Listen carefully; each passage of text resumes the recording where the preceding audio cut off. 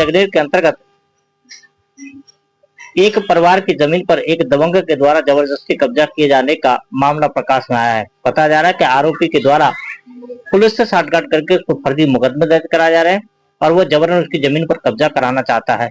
इसको लेकर के आज पीड़ित परिवार की जमीन पर कब्जा करने के लिए लगातार षड्यंत्र रच रहा है। वह पुलिस से साठगांठ करके उसकी जमीन पर कब्जा करना चाहता है। क्या नाम आपका? कपूर वीरेंद्र। कहाँ रहते हैं?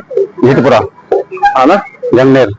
क्या मामला हुआ है आपके साथ? मामला ये हुआ है था कि मेरी जमीन है, दामोदर कब्जा करना चाहता है।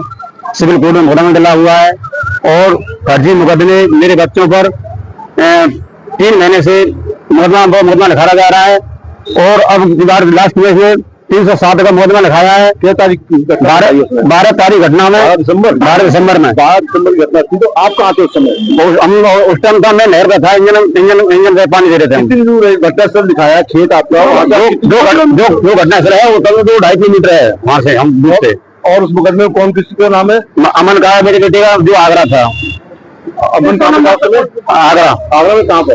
साधन शाह मार्केट। और किसका नाम है? मेरी घरवाली का। और अभिषेक का।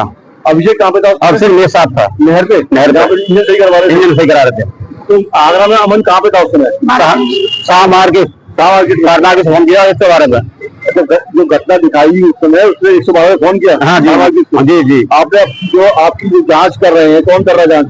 आपका जसवंत सिंह दरोगा जी है। वहाँ पे आगरा में मौजूद था। हाँ बताई थी मैंने। उसकी मोबाइल लोकेशन थी पुलिस में? मैंने कहा था लोकेशन लगा ली, हमारी लगा ली है। फिर क्या कह रहे हैं वो? अरे देखेंगे, बात करेंगे, जब चर्चा चल रही है करेंगे हम।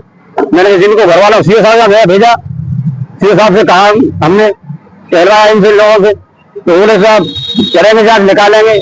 हम उनकी क्वालिटी लगाओ हमारी पूरी, हमको घटना स्थल है ही नहीं। क्या कह रही है आपकी एसीपी? क्या कह रही है? एसीपी कह रही है कि जांच करूंगी, जांच का गाँव गई नहीं है। गाँव नहीं गई? नहीं। थाने गई है वो? थाने जरूर गई है, वो थाने से वापस आ जाएंगे। इस संबंध में? हाँ, इस संबंध में गई है, बताते हैं, बताया जा रहा है। तो संख्या मुझे मिली है कि वो आई है सीए साहब, उसके बाद हमारे पास आई नहीं है।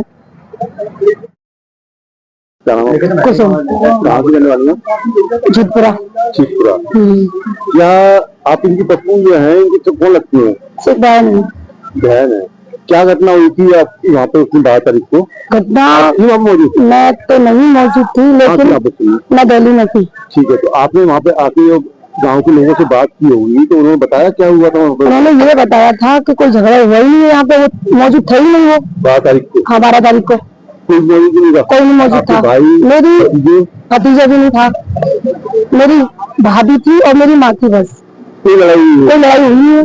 पूरा गांव गवाही दे रहा, पूरा गांव गवाही दे रहा। पुलिस नहीं मान रही है।